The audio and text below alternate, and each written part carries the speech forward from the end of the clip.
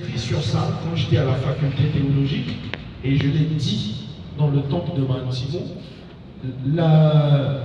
Le mariage, la pastorale de l'ESC a un problème avec le mariage. Il y a trop de mariages et beaucoup de divorces. Les pasteurs divorcent, les fidèles divorcent. Et ça, c'est un grand danger. Et chaque année, nous enregistrons le divorce d'un serviteur de Dieu. Chaque année, nous enregistrons le divorce toujours d'un homme de Dieu. Et ça, il y a vraiment un problème. Alors, pour entrer dans le vif du sujet de notre enseignement de ce soir, le texte de base que nous allons s'appuyer pour constituer notre enseignement est tiré du livre de Genèse, chapitre 2, le verset 24. Après la lecture du texte, nous allons décortiquer, nous allons expliquer qu'est-ce que le mariage. Genèse chapitre 2, verset 24. Il y a un lecteur ce soir qui peut nous faire la lecture. Genèse 2, 24. Le micro, on va donner le micro à Maman Tania.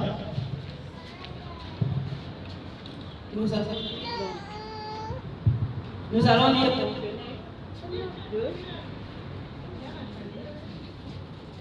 Prenez ce micro-là. Nous allons lire dans Genèse 2, le chapitre 2, le verset 24. C'est pourquoi l'homme quittera son père et sa mère et s'attachera à sa femme et ils deviendront une seule chair. Amen. Amen. Amen. Genèse chapitre 2. Dieu parle. Il donne une loi. L'homme quittera son père et sa mère pour s'attacher à sa femme. Les deux deviendront une seule chair. Qu'est-ce que le mariage? Le mariage, c'est une union conjugale. C'est d'abord le consentement de deux personnes. Deux personnes qui se consentent, qui s'aiment. Un mélange de sentiments. Et ce consentement est appuyé sur la loi. C'est-à-dire qu'il devient public devant la loi de Dieu, devant les parents, devant la société et devant tout le monde. Mais c'est d'abord une union. C'est d'abord l'union de deux personnes. Parce que le mariage, c'est d'abord deux personnes qui s'aiment et qui éprouvent des sentiments et ensuite qui viennent auprès de la loi, la mairie si vous voulez, auprès des parents, auprès de l'église, présenter sa femme à l'église, ainsi de suite. Mais dans tout ça, mes amis, il y a une procédure. On ne se réveille pas un bon matin comme ça et on se dit je vais me marier. Non, ça ne se passe pas comme ça. En raison, de ce que nous vivons dans certains pays, le mariage est devenu une problématique. Le mariage est devenu un obstacle. Le mariage est comme un vide. Pourquoi? Parce que maman mingi n'a pas diabète, il n'a qu'à sala à ce que Bantuenia, Bakwa Christo mingi, Bakwela Navi. En Afrique, nous remarquons que le mariage n'est pas seulement l'union conjugale, c'est l'union exacte, c'est ce que j'allais dire, l'union conjugale de deux personnes. Mais qu'est-ce qui se passe? En Afrique, le mariage, c'est le fait que deux personnes vivent dans la même maison, sans pourtant même se présenter, sans pourtant que cette union soit reconnue par un membre de la famille, un membre ecclésiastique ou une autorité du pays. Et deux personnes comme ça se réveillent le bon matin, ils vivent dans la même maison. Personne n'a bu leur boisson, personne n'a été témoin de cette union conjugale. Et ils vivent comme ça, ils mettent au monde les enfants, autant d'enfants même qu'ils veulent. Et ça ne leur dérange pas. En Afrique, c'est comme ça que ça se passe. Et là, on dit un kakoukou. Quelque part, on dit un bonakotouila. Ici, on dit le mariage est une bénédiction. Pourquoi le mariage est une bénédiction? Parce que dès le commencement, dès la création du monde, Dieu a été le premier qui a béni le mariage dans le jardin d'Éden. Il a béni le mariage lui-même. Et il a ordonné à ce que cela se fasse. Le mariage n'est pas un péché. Le mariage ne peut pas empêcher quelqu'un d'entrer au ciel. Au contraire, Dieu ordonne à ce que l'homme quitte son père et sa mère pour former sa famille, afin qu'il devienne une seule chair. Donc c'est une bénédiction de Dieu et une recommandation divine. Pour cela, le mariage oblige une certaine procédure au regard du pays. On va d'abord s'arrêter là. Au regard du pays. Nous sommes au Congo. Au Congo, le mariage coûte cher. L'État congolais reconnaît le prix de la dot à 50 000 francs. 50 000 francs, c'est le prix de la dot recommandé par notre État. Mais qu'est-ce que nous faisons? Dans notre pays, il y a des familles, des coutumes, des ethnies qui ne respectent pas ça. C'est-à-dire,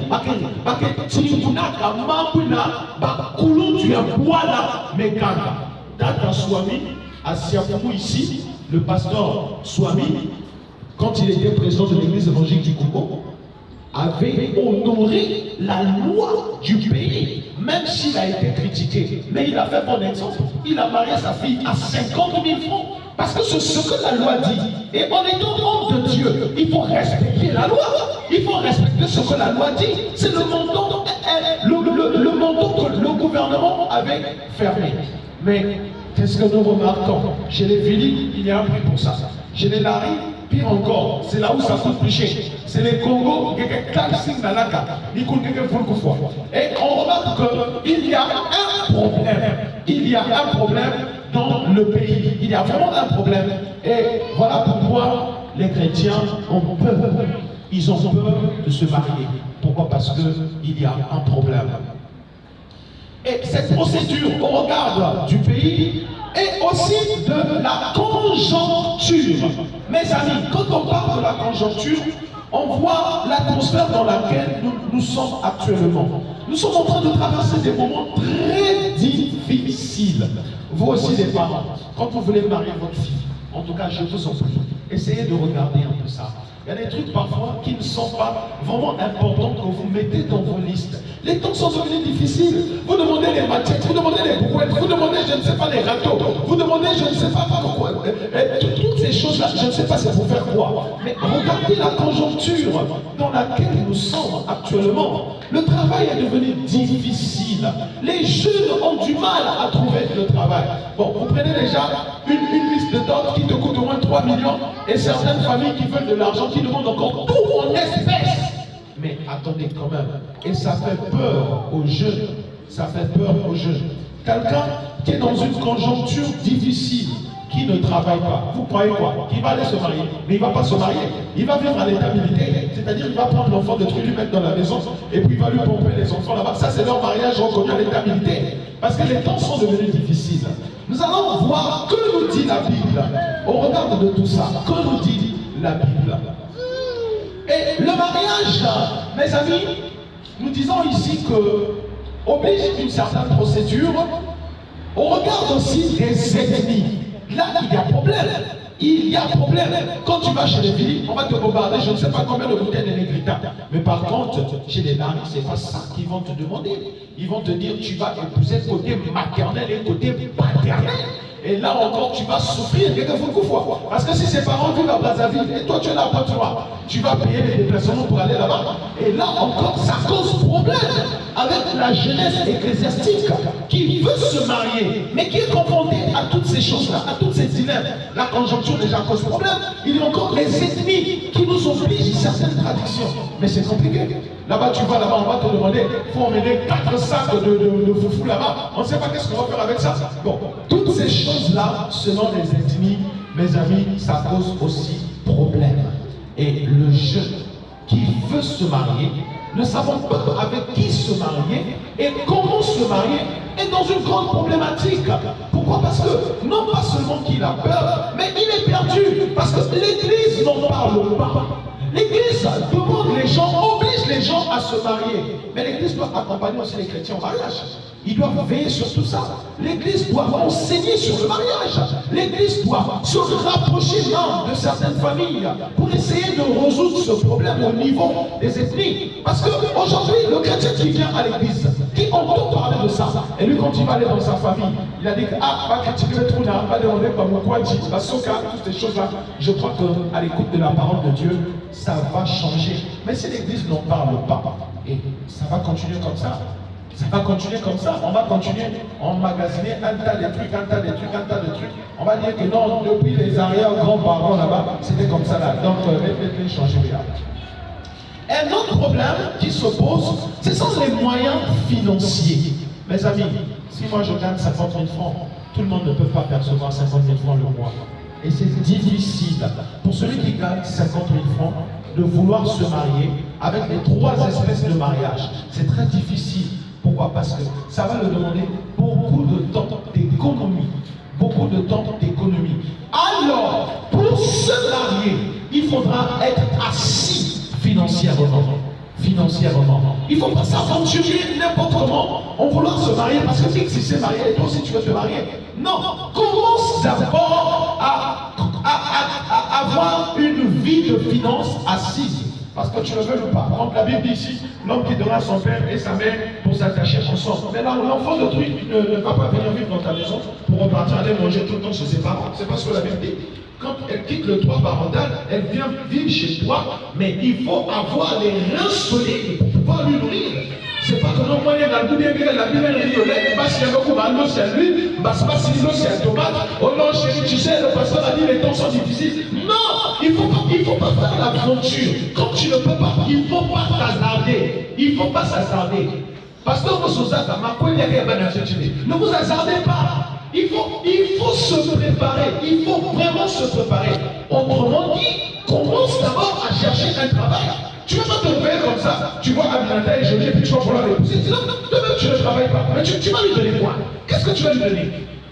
Et ça finira par devenir une mayonnaise dans un ménage où madame sera obligée de tromper l'homme et ça sera comme ça et ça ne sera plus le mariage. Donc, il faudra premièrement, celui qui veut se marier doit demander à Dieu de lui donner d'abord un travail.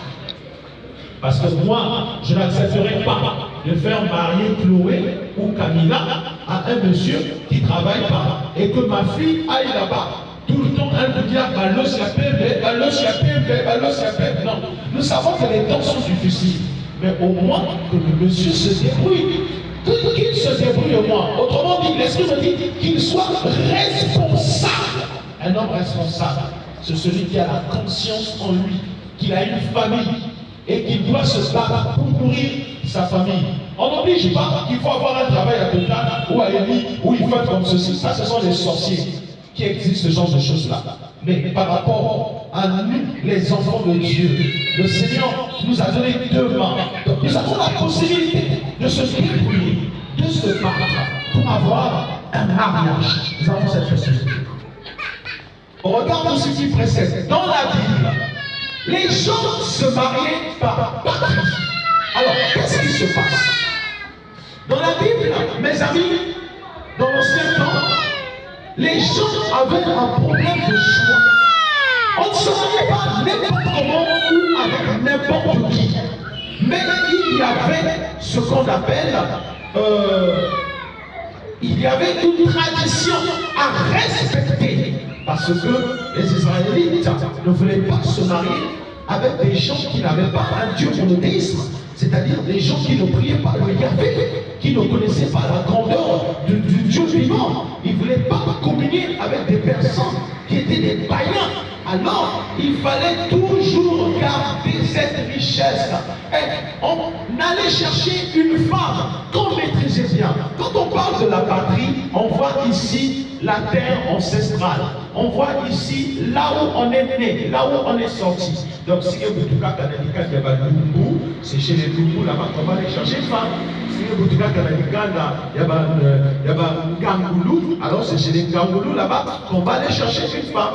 Moi, je pense que c'est un peu bien parce qu'on évite un peu certains problèmes comme ça. On évite un peu certains problèmes Mais quelque part aussi, ça cause un peu de tribalisme. Pourquoi? Parce que celui qui est fini ne peut pas se marier à celui qui est Oshi. Celui qui est Lari ne peut pas se marier à celui qui est Teke. Et ça cause un peu de problème. Et dans ce temps-là, c'était mieux. Et la Bible dit que dans Genèse, chapitre 4, versets 1 à 4, cette exigence a fait de l'ampleur. On va lire ça, Genèse 24, 1 à 4. Genèse 24, 1 à 4, personne va lire ça. Genèse 24, 1 à 4.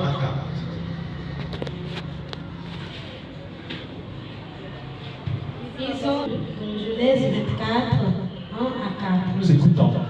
Abraham était vieux, avancé en âge, et l'Éternel avait béni Abraham en toutes choses. Abraham dit à son serviteur, le plus ancien de sa maison, l'intendant de tous ses biens. Mais je te prie, ta main sous ma cuisse, et je te ferai jurer par l'Éternel, le Dieu du ciel et le Dieu de la terre, de ne pas prendre pour mon fils une femme parmi les filles des Cananéens, au milieu desquels j'habite, mais d'aller dans mon pays et dans ma patrie prendre une femme pour mon fils Isaac. Amen. Amen. Abraham est devenu vieux. Vous connaissez Abraham, c'est quelqu'un qui était un homme de prière, un homme de foi. Et les hommes de Dieu de l'ancien temps, la bénédiction de Dieu succédait aussi dans leur enfant. Et c'est comme ça qu'on voyait, le papa il était pasteur, l'enfant aussi devient pasteur, le papa il était roi, l'enfant aussi devient roi. Et c'était une succession royale. Abraham va devoir quitter la terre, mais il ne voudra pas que les enfants qu'il a laissés sur terre puissent se fourvoyer, puissent devenir des rebelles. Lui, il a été attaché à son Dieu. Alors il faut orienter l'enfant. Alors, nous savons que la femme, aujourd'hui, elle est capable de t'apporter un plus tout comme te désorienter. Elle est capable de t'apporter un plus tout comme te désorienter. Le secret de la vie spirituelle d'un homme de Dieu repose sur sa femme. Quand un homme de Dieu a une très bonne femme, il est excellent. Mais quand sa femme est une querelleuse, est une femme de problème, vous remarquerez que le charisme de cet homme-là aussi sera problématique. Et Abraham, connaissant toutes ces choses-là, a évité que son fils puisse se perdre. Il a exigé à son serviteur d'aller dans sa patrie. Pourquoi? Parce que Canaan, là où ils étaient là-bas, les Cananéens n'adoraient pas le Seigneur Yahvé. Ils n'adoraient pas Yahvé. Ils adoraient les dieux des Cananéens. Ils adoraient les dieux des Moabites. Ils adoraient les dieux des Astartés, des Baals, ainsi de suite. Et Abraham vivait dans ce pays. Il savait comment les habitants de ce pays étaient. Ils n'avaient pas la crainte de Dieu. Ils n'avaient pas peur de Dieu. Ils se comportaient comme des païens. Et vous voyez que par là, la Bible nous montre un canevas qu'au premier moment, nous devons rechercher un partenaire qui a la crainte de Dieu. Donc l'homme que tu veux épouser, la femme que tu dois épouser, doit avoir en elle, premièrement, la crainte de Dieu. Ici, on ne parle pas d'abord de la beauté. On ne parle pas qu'elle travaille à Total ou qu'il soit ingénieur en pétrochimie. On parle de la crainte de Dieu. Qu'elle va c'est d'abord ça. Parce que si elle n'a pas la crainte de Dieu, mes amis, elle fera du n'importe quoi. S'il n'a pas la crainte de Dieu, mais il ne va pas te respecter. Il va te prendre comme un chiffon, comme quelque chose de rien du tout. Et il va te transformer en tambour. Pourquoi? Parce qu'il n'a pas la parole de Dieu en lui. Tout le temps qu'il aura envie de te porter main, il va te porter main. Tout le temps qu'elle aura envie de te chiffonner, elle va te chiffonner, elle va te rabaisser, t'humilier devant les gens. Pourquoi? Parce qu'il n'y a pas la crainte de Dieu dans sa vie. Et Abraham, connaissant toutes ces choses, a évité que son fils soit dans ce dilemme, soit dans ce piège. Il a ordonné à son serviteur d'aller dans sa patrie, là où il y a la bénédiction, là où les gens connaissent Dieu, là où les gens ont peur de Dieu, de choisir une femme pour que son fils Isaac demeure dans sa bénédiction, qu'il ne puisse pas se perdre. Et vous voyez que, premièrement, il faudra avoir la crainte de Dieu. Est-ce que de nos jours, nous recherchons des époux ou des épouses qui ont la crainte de Dieu? où notre premier critère que nous recherchons, premièrement d'abord, c'est qu'il ait de l'argent, qu'il ait des moyens. Mais tu peux avoir des moyens et toutes ces choses-là, et puis être dans un ménage où c'est l'enfer, où c'est les ténèbres, où c'est du n'importe quoi, où c'est le diable qui vit en maître dans cette maison. Et quand tu recherches ces choses-là, mon ami, c'est comme si tu étais prêt à sacrifier ton âme à cause du mariage. Il y a des gens aujourd'hui qui ont fait épouser leur enfant à des personnes très élevées, très riches, sans pourtant connaître leur état d'âme. Qu'est-ce qu'ils ont suivi? C'est que l'argent, c'est l'argent. Elle a ramené un homme qui est friqué. Et quand l'enfant a commencé à vivre le tourment dans la maison, les parents vont lui dire, oh, supportez ta couverte. Ah, qu'est-ce que tu as fait? Tel papa, supportez ta couverte. Et l'enfant a fini par perdre sa vie. Pourquoi? À cause de quoi? Du mariage. Et Tata Abraham ne voulait pas que ces choses se répètent dans la vie de son enfant. Il fallait rechercher premièrement une personne qui avait la crainte de Dieu, qui connaissait Dieu. Et ça, c'est très difficile dans ce siècle. C'est très difficile pour nous les jeunes qui veulent se marier. Nous avons tellement trop d'exigences et que nous voulons se plaire. Voilà pourquoi aussi Dieu ne nous accorde pas encore le mariage. Parce que nous n'avons rien compris du mariage. Nous n'avons rien compris du mariage. Alors, comment réussir un mariage? Je parie ma tête que tout le monde veut se marier. Parce que c'est le plus beau rêve de toutes les femmes. Et de tous les hommes aussi, qui veulent se marier, qui veulent honorer leur femme, leur épouse. Mais pour cela, on a besoin de réussir. On a besoin de réussir. Alors, le petit 1 ici nous dit, il faut être stable financièrement. On ne va pas aller se marier avec des cailloux. On ne va pas aller se marier avec du sable. Mais on a besoin d'argent. La Bible. Donc, ta vie, il faut qu'il y ait un départ. Il faut qu'il y ait un départ. On les met dans vos têtes. Oh non, on les met ça dans vos têtes. C'est pas écrit comme ça dans la Bible. Toi, un homme qui veut se marier, qui veut aller prendre la femme d'autrui et lui mettre dans ta maison, commence à te préparer toi-même. Commence à te préparer. Organise-toi.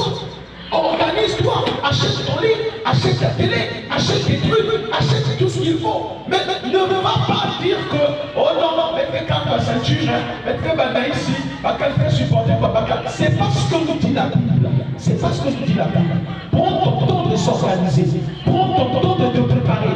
Prends ton temps d'avoir une vie de finances stable.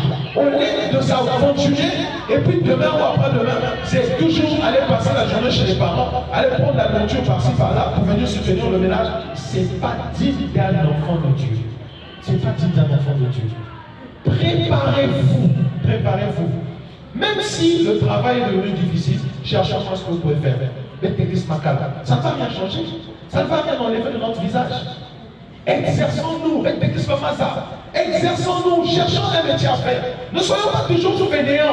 Il y a tout le monde qui vous et puis c'est maman qui va préparer la layette. Non, arrêtez-moi vos conneries là. Arrêtez-moi ça. Arrêtez-moi ça. Tu vas enseigner la fille de tout là-bas et c'est papa qui va donner l'argent pour aller faire les baisers. Non, c'est pas responsable. Quand on veut devenir responsable, on doit commencer à se préparer. Il faut se préparer. Il faut s'organiser. Il faut s'organiser. Moi, je me rappelle, à l'époque, quand j'ai fini avec l'école, j'ai eu un stage. Là, où un stage, aussi, là, où ce la petite, déjà, à l'époque, on était des bons païens. On vivait avec les parents. Bon, ma mère, elle est très cool, hein, elle est très cool. Et donc, ma petite amie venait dormir là-bas. Un jour, ma mère m'a fait asseoir, elle m'a dit, hey, toi là, à peine là seulement, tu as commencé le travail. Aussi, full qu'elle fait, même cuillère qu'elle fait, mais quand vous allez déjà dans une zone, tu devais d'abord commencer à t'organiser. Tu devais commencer à t'organiser. Mais si tu vas l'enceinte, tu vas faire comment? À peine seulement tu as commencé le travail. Et oui, j'ai jamais oublié ça. J'ai jamais oublié ça. Et ça m'avait donné une leçon. Elle m'a pas dit que moi je suis contre ta copine. Non. Mais commence d'abord à t'organiser. Commence à t'organiser. Commence à t'organiser. Et oui, vous voyez qu'on a besoin d'une stabilité financière. Même si on ne peut pas avoir assez d'argent, mais que vous le voulez ou pas, ça va vous rattraper quelque part ici quand on va parler du fiançailles. Je verrai avec quoi tu vas faire les fiançailles. avec quoi tu vas faire les fiançailles si tu n'as pas des sous, si tu n'as pas un revenu? Il faut que tu aies un revenu. Si tu ne peux pas trouver du travail, lance-toi dans le commerce, lance-toi dans une activité qui peut soutenir au moins le fisc de ton ménage. Et deuxièmement, si tu es stable, ensuite il va falloir que tu fasses un choix.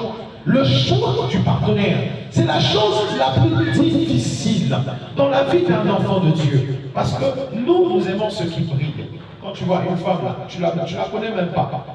Déjà, quand tu vas le draguer, oh, mais je vais t'épouser. Oh, mais tu sais, tu ne la connais même pas un mois de connaissance.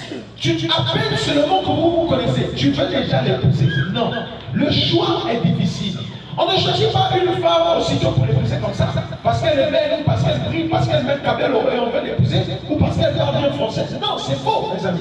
Il y a des critères pour avoir une bonne femme, une bonne épouse.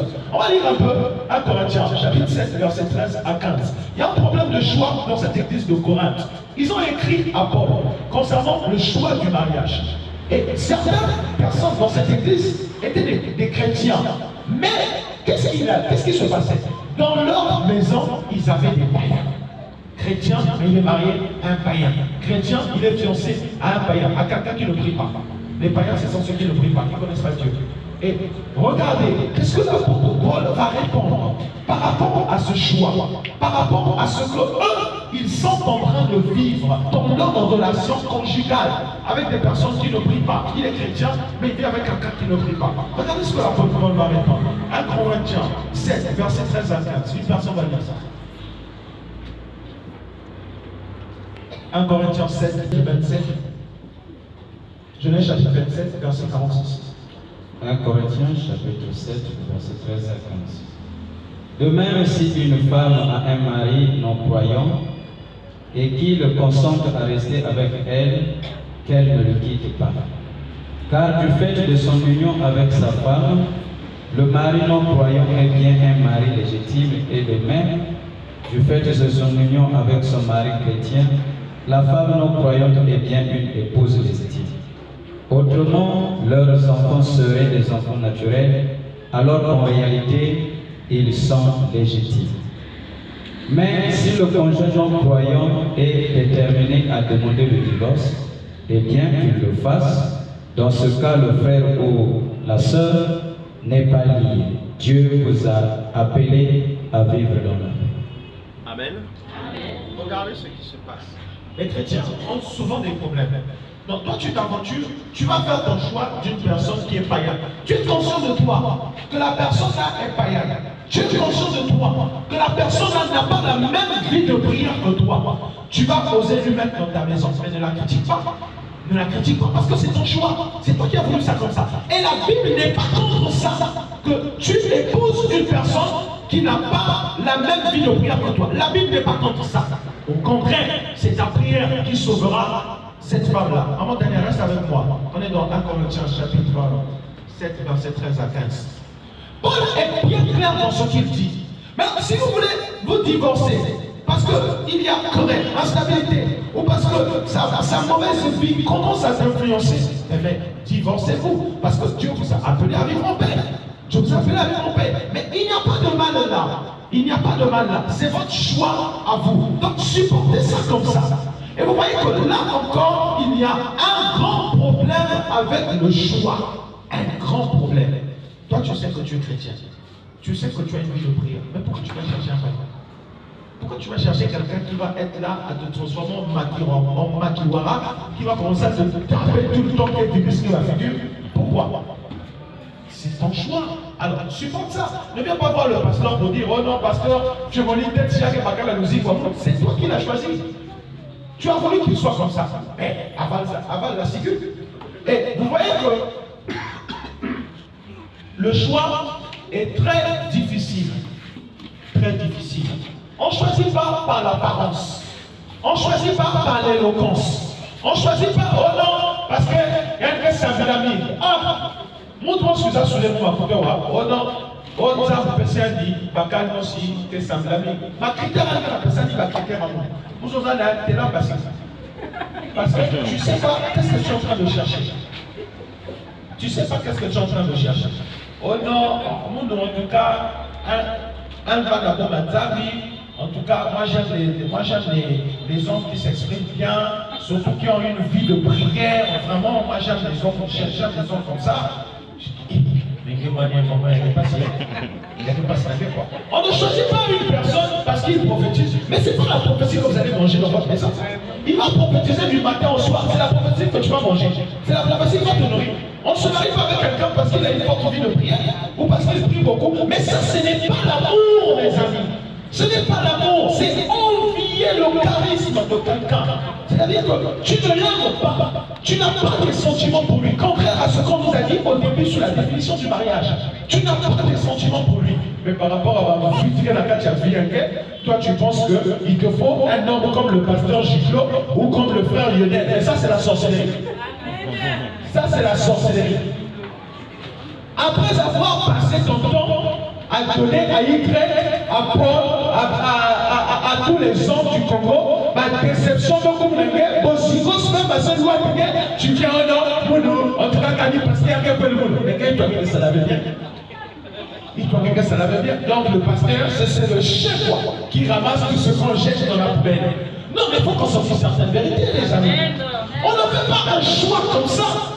Pourquoi? Parce qu'on est dépassé. On est chargé, on a tellement trop de situations qu'on a besoin cette fois-ci d'un homme de Dieu. Non, c'est pas ça le mariage. Le choix est difficile. Le choix est difficile.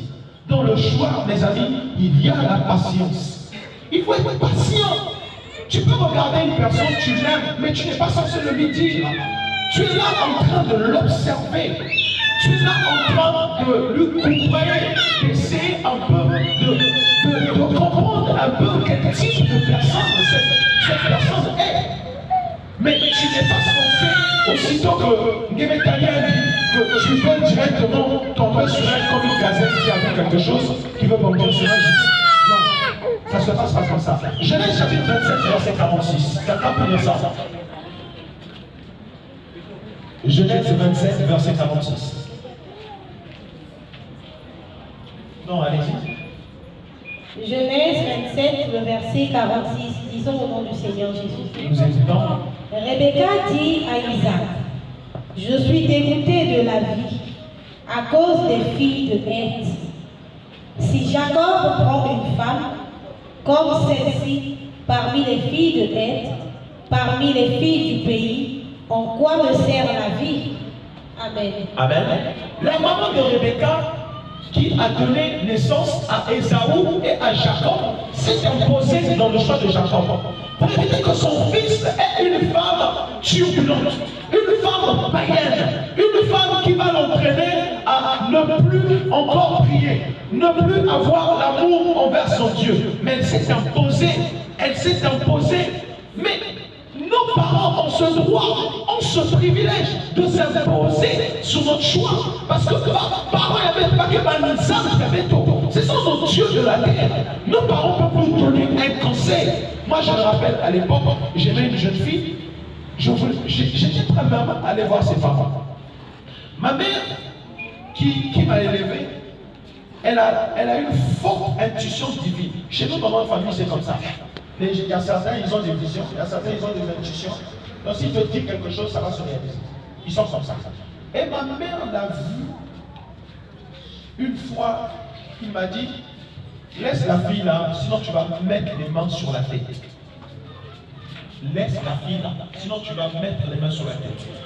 Aussitôt, qu'est-ce que j'ai fait? J'ai obéi. Malgré l'influence, malgré l'amour qu'il y avait, malgré ce que j'exprimais pour cette femme, mais maman a parlé, maman a dit laisse. Et qu'est-ce que j'ai fait? J'ai laissé. Mes amis, 2 ans après, il y a eu quelqu'un d'autre dans notre quartier qui a épousé cette fille. Il a fait présentation, mais il n'avait pas fait d'études. Et il a enceinté la fille. Et au moment de l'accouchement, la fille est morte sur l'accouchement. Et ma mère m'appelle. En ce moment, j'avais déjà quitté ma mère. Je jouais maintenant. Elle me dit, tu vois la fille que je t'avais dit de laisser là.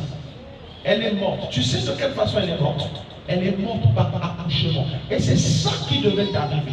Et voilà pourquoi moi je n'avais pas voulu que tu mettes les mains sur ta tête et que cette blessure reste dans ta vie. Alors Rebecca aussi a orienté son fils Jacob pour ne pas que Jacob soit dérouté ou que Jacob vive un malheur. Mais il y a un parent, il y a une famille ici qui m'a appelé à Tister. L'enfant est allé épouser une fille de Pépanois. Lui-même, il a les termes de partiel. Il va encore prendre une fille de Pépanois. Il met au monde des enfants qui leur coûtent la vie. Donc tout le temps, on doit les ajouter le sang. Ah, moi la tête facile, moi la soeur, ah, t'as pas besoin, ah, appelle une fois. Il va chanter par-ci par-là que son père est sorcier. Bon, entre les deux, le vrai sorcier, c'est qui? Le vrai sorcier, c'est lui. Parce que son père a dit non, non, non, non, non, ces choses de mariage-là, ça ne peut pas marcher. Vous allez avoir